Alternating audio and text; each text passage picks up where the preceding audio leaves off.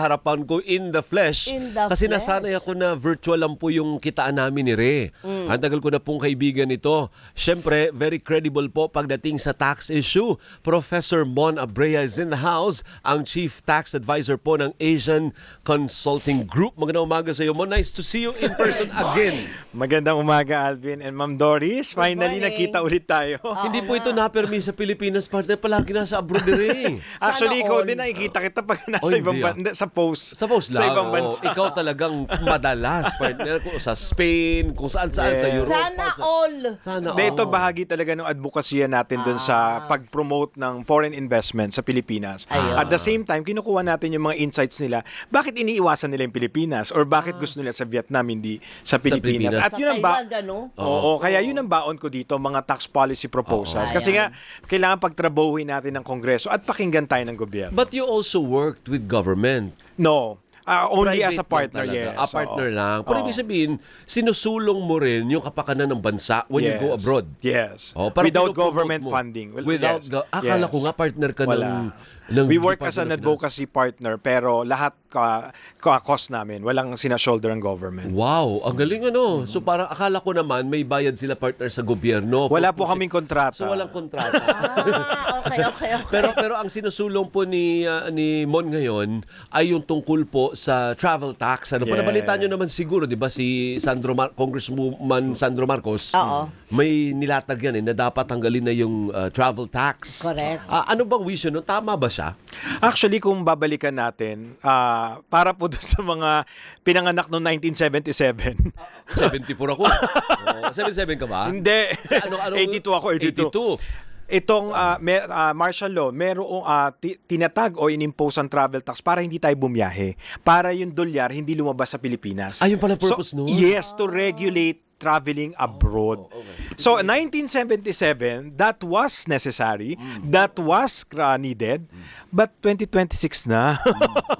So, kung ano man yung Secretary Frasco na popondohan, wala tayong question doon. Dapat pondohan, TIESA, CHED, yung arts and culture, pero kunin nyo sa general appropriation, yung flood control nga napondohan nyo 7 to 8 billion lang naman na nakokolekta sa travel tax. So ang posisyon natin, tanggalin na yung additional burden sa pagbiyahe kasi nag-piso fare ka, tapos magbabayad ka ng 1,620 na travel tax. Ang masaklap nito, pag hindi integrated doon sa ticket, pipila ka pa ulit doon sa travel tax, so additional burden. Tama. Dapat ini-encourage natin yung mga kababayan natin kasi nakakatulong sa pagyaman ng isip, sa pagiging magandang ehemplo sa ating mga kababayan. Pag nakikita natin paano yung kalakaran sa ibang bansa. Pero para malinaw ba, Mon, kung saan napunta yung 1,000, magkano yun? 1,000? 620. 1,600. Malinaw ba sa inyo yon? Kasi kayo mga eksperto. Sa amin kasi hindi malinaw. Kasi Well, hindi namin alam kung saan. yung nasa batas, nung Republic Act na nagsulong dito, pati yung Presidential Decree, sinabi na dapat 40% ay napupunta sa TIESA, tapos sa CHED, then yung remaining sa arts and culture. Pero kung ito ba talaga, dun ba talaga nagagastos, ibang usapan yun. Alam naman natin yung appropriation is ibang bagay sa spending, sa actual spending. Hindi, pero sabi kasi ni Secretary Frasco, tourism infrastructure. Ano ibig sabihin nun? Pag sinabing tourism, ano yung ibig sabihin nun ng tourism Well, supposedly, ito yung mga nakakatulong para dumami yung turismo or mag-assist sa mga tourists sa ating bansa. Tulad ng, give me a concrete example of a tourism infrastructure. Mga CR, ganun? Siguro. Hindi ko din alam kasi parang hindi naman din ako masyadong happy. Kasi 'di ba ang costly din magbumiyahe domestically. So parang feeling ko kung yung travel tax nakatulong para gumaan yung pagbiyahe domestically, dodoblihin ko pa yung bayad ko. Hindi naman eh. Hindi ramdam. Imagine mo yung pagpunta mong gagaling ko lang sa El Nido for work I had to travel sa Puerto Princesa kasi limited yung flights to El Nido na times 2 yung ticket. Tapos pagdating mo ng Puerto, bibiyahe ka ng 6 to 7 hours na bus papuntang El Nido. Napaka-hassle. Ang haba pala. Oo. Matagal ang biyahe From Puerto pala. Princesa To El Nido. 6 hours? Oo. Humaba. Ano na yun gumigewang na. Parang 50-50 na yung buhay mo nun. Sobrang bilis na kumbaga. Gumigewang, lumilipad na yung bus nun. So parang sa akin, hindi siya talaga nakaka-encourage. And to think ito yung madalas na ginagamit ng ating mga kababayan kasi nga mas mura. Okay. Pero kakainin yung oras. So sa akin, kung yung tourism infrastructure is napagaan yung biyahe natin, and that will really attract as well foreign tourists, hindi naman naman, mahirap So, pa ang rin. target sa panawagan natin, Tanggalin na. Professor Mo, tanggalin na, pero bago kasi umabot sa tanggalan, kailangan may dadaan ng proseso, di ba? So, sinong kinakalampag natin dito? Yung Kamara o yung Kongreso. Dahil lahat, anything to do with taxes, nagsisimula o nag-emanate siya sa Kamara. Congress. At ang Ways and Means Committee na pinangungunahan o pinamumunuan ni Congressman Miro Kimbo, siya yung dapat manguna sa pag-deliberate or pag-discuss nito. Kasi committee hearing muna eh. Oo. Committee hearing. Ano, pero may proponent ka na, si Sandro Marcos. Yes. So kailangan magpatawag na ng hearing si Congressman Kimbo. Kasi sa Senado, pwede na nilang sabayan kasi meron na rin panukala si Senator Tulfo pagdating naman din sa same, pag-abolish ng travel tax. Basta sa akin, ang malinaw dito, 1977 na batas pa yan, hindi na siya relevant, hindi na siya kailangan. At kung ano man yung pondo na nasabi na popondohan, kaya namang kuhanin sa general appropriation. Kasi Doable. doable. Kayang ipasa now na. Oo, Hindi pero kailangan pagdebatihan. Hindi naman kaya maging window na naman yan para sa mga insertion. Hindi, ibig sabihin ni Mon is kayang-kaya nyo naman nagawa ng item yan sa budget para hindi na kayo umasa sa kasi ang makukolekta dyan 7 to 8 billion ikamo. Correct. Oo, so even if we do away with the 7 to 8 billion, hindi naman yan mamamatay, pwede nyo namang i-allot sa budget. Parang ganun na Kaya siguro. Correct. pa Kasi naman. diba ang TIESA, attached agency ng Department of Tourism. So ibig sabihin, pwedeng ilagay sa NEP or sa proposed budget ng tourism yung additional budget na quote-unquote mawawala dahil hindi na kokolektahin yung travel tax. So, hindi natin sinasabing tanggalin ang travel tax, wag nyo nang pondohan yung tourism infrastructure. No, pondohan nyo pa rin yun, pero kunin nyo na sa general appropriation, wag na sa additional travel tax na collection. Pero Mon, sa ibang bansa, ikaw kamoy naikot, ano? Ano bang kalakaran sa ibang bansa? Di Yun ba, na nga. parang may travel tax din ba sila? Tayo na nga lang ang nangongolekta sa Ganun ASEAN. ba? Yes, sa Parang buong yung ASEAN. Japan meron na raw, may bago sila starting this year. Kasi ang Japan naman, ang problem nila over tourism. Ay, sobra naman. Oo, sobrang pag dami. gano'n na yung problema natin, baka pwede natin gawin yun. Kulelat nga tayo sa turismo. Ako sa akin, Alvin, Ma'am Doris, alam ko nag-aaway-away tayo sa politika, pero sana pagdating sa mga gantong usapin, magkakaisa tayo na kulelat na po tayo sa foreign investment, kulelat na po tayo sa turismo. Ang taas, pero number 1 tayo sa taxes. Imagine po, kinuwenta namin more than 30 ang taxes na kinokolekta ng national at local government agency sa Pilipinas. Wow. Left and right. At nung pinag-aralan namin ng global tax policy sa US, last year yung program ko, sinabi na ang pinakamahalaga lalo na sa developing country, hindi kung magkano yung kinokolekta mo, sinong kinokolektahan mo.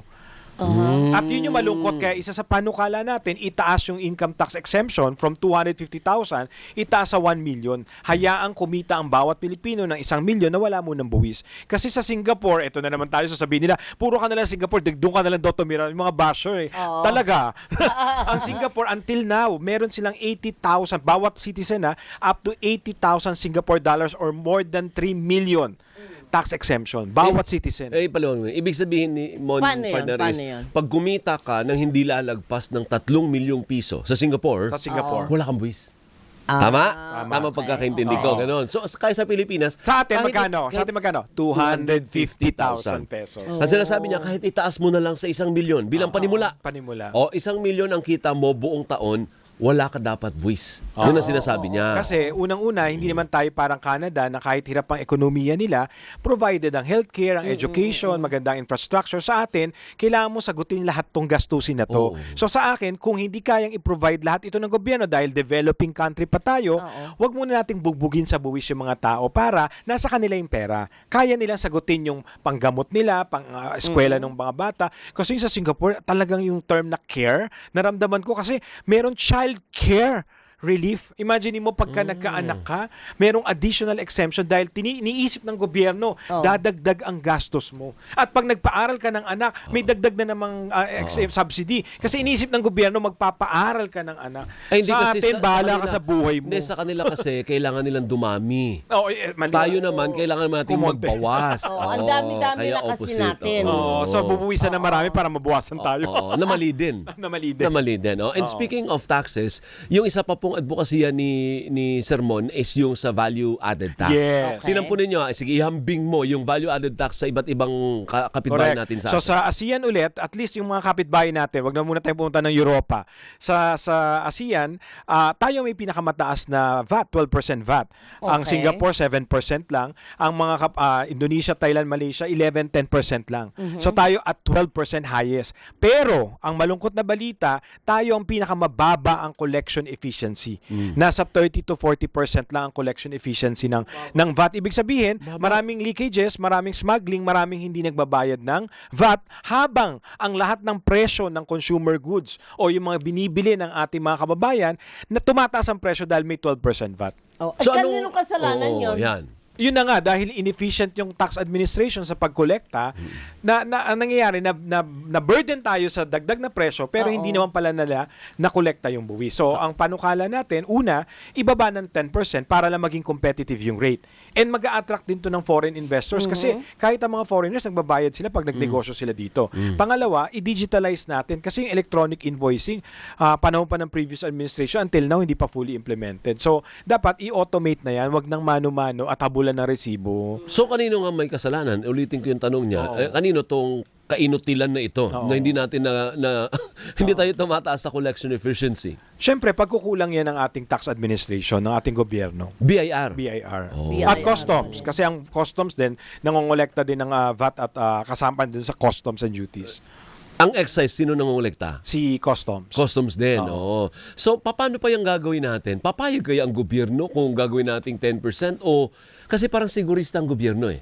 Kailangan niya ng readily, meron siyang additional na 2%. Correct. 10, sabi mo, plus 2, di 12. Oo. Ano bang... Ang kinumpute namin, ang potential revenue loss dyan, nasa mga 300 billion. Ay, Siyempre, naku, wow, ang ang laki, di ba? laki. Hindi papayag. Oo. Ang panukala natin dyan is bawasan yung mga VAT exemptions, maliban dun sa pagpapaigting or pag-automate nung VAT collection. Kasi pagka naging electronic na lahat, real time na eh. So pagka punch mo, bumili ka ng Louis Vuitton o bumili ka yung sales na yon papasok na sa system ni BIR. So madali na siya makolekta kasi ngayon voluntary kung idedeklara o hindi.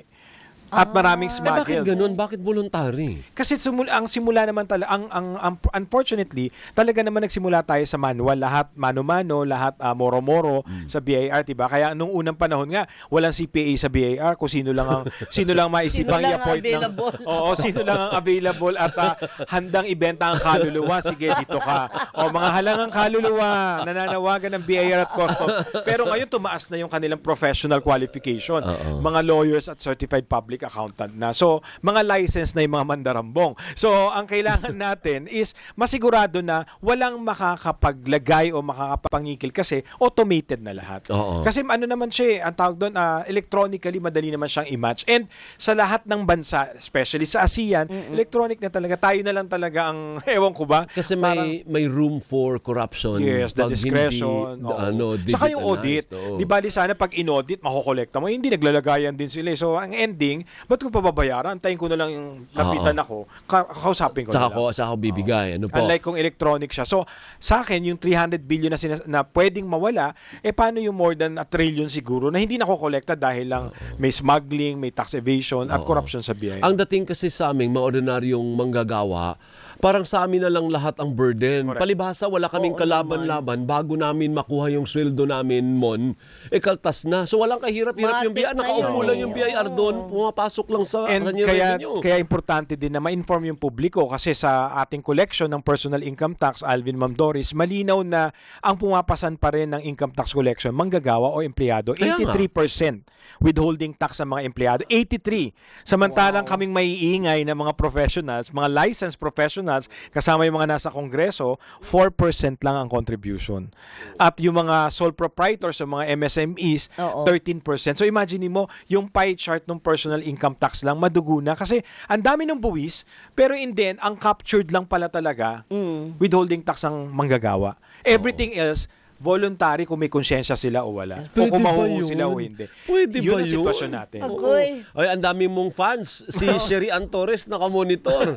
sabi ni Sherry Ann Torres partner, ay naku po, Diyos ko, hindi na bland si Mon. Puro good. as ever pa rin mag-explain about tax and government spending. Oo naman, Akala ko, veteran. abangan na ako sa gate ng ABS. Di Si naman. former ERC chairperson Mona Lisa Dimalanta, sabi niya, pasingit naman, curious ako about his views on the proposals to remove the value-added tax on electricity. Naku po, Diyos ko po, anong position mo doon? Tanggalin ba dapat yung VAT sa kuryente? Ang pagtanggal kasi nung ang titignan natin dito yung konsumo eh. Kung ang mas kumukonsumo yung malalaking industriya sa mga nasa Forbes na tatlo-tatlo ang aircon.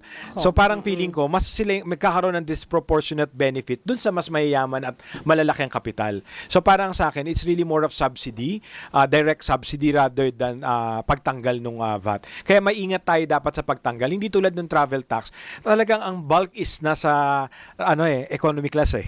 So mas makikinabang ang maraming ating kababayan na bababa talaga yung presyo. Pero yung 12% VAT ng electricity, sa akin mas maganda subsidy dun sa sinong gusto mong matulungan para bumaba yung electricity nila rather than matulungan mo din yung mayayaman at malalaking industriya na kaya naman nila magbayad. Pero maliit yon. I mean, yung travel tax, maliit kumpara sa VAT ba? Ang VAT malaki. Oo. Malaki mawawala Ayun sa na nga. gobyerno.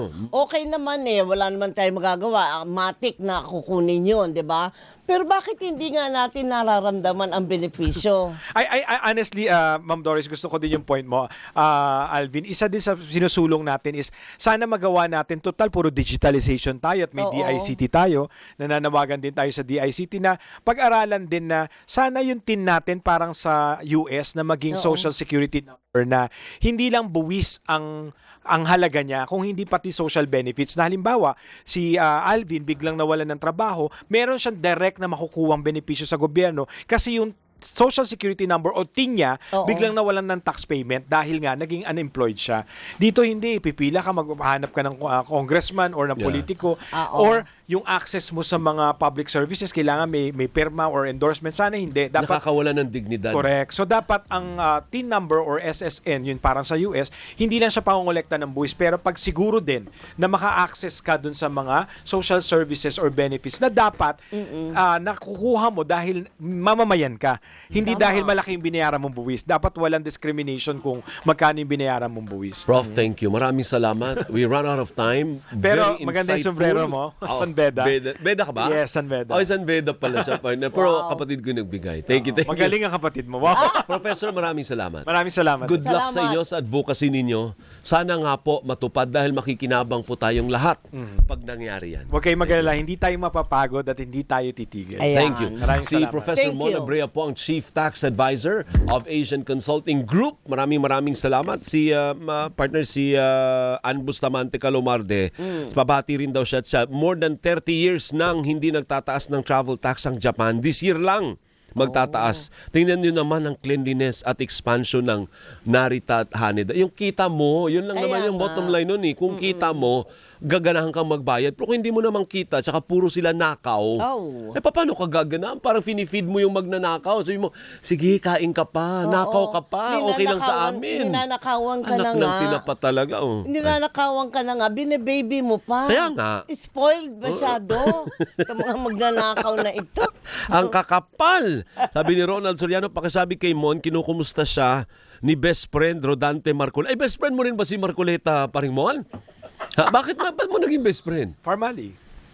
Ay, formally, oo. Ako yung witness sa Senate, tapos meron silang concurrent na investigation sa House. Pinagalitan niya ako doon.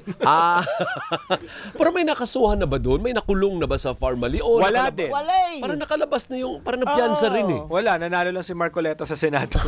Kaya nga. Thank you. Maraming salamat. Thank you Susunod na very po, much. Dandam